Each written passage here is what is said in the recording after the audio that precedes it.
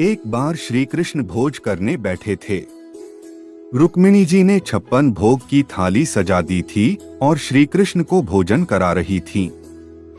रुक्मिणी जी ने कहा, आप बहुत व्यस्त रहते हैं, हमेशा अपने भक्तों के लिए दौड़ते रहते हैं, कभी किसी को कुछ काम आ जाता है तो आप दौड़ जाते हैं। आज बैठे हैं तो आराम से भोजन करें, हमने सारी व्यवस्थाएं कर दी हैं। श्री कृष्ण बोले, आप बिल्कुल ठीक कह रही हैं, आज मैं शांति से भोजन करूंगा। भगवान रोटी खाने के लिए हाथ मुंह के पास लाए ही थे कि उन्हें कुछ ध्यान आया। वे रुक गए और रोटी का टुकड़ा फिर से थाली में रख दिया और खड़े हो गए। उन्होंने रुक्मिणी से कहा, मैं अभी आता हूँ।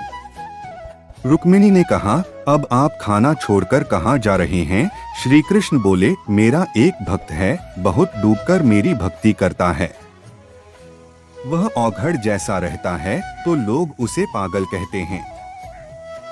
कभी कोई उसे मार देता है, लेकिन आज तो अति हो गई है।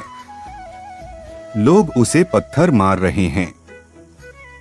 वह मेरा ही नाम ले रहा है तो मुझे उसकी मदद के लिए जाना पड़ेगा। श्री कृष्ण 2 कदम आगे बढ़े ही थे और रुक गए। वे फिर से रुक्मिणी जी के पास आ गए।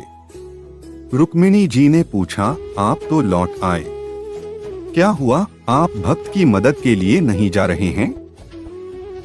श्री कृष्ण बोले, बस अब वहां मेरी जरूरत नहीं है, क्योंकि मेरे भक्त ने भी पत्थर उठा लिया है। अब वह भी पलटकर जवाब दे रहा है। चलो भोजन करते हैं। सीख इस कथा का संदेश ये है कि जब हम भगवान पर पूरा भरोसा करते हैं तो भगवान की जिम्मेदारी हो जाता है कि वह हमारी सुरक्षा करें।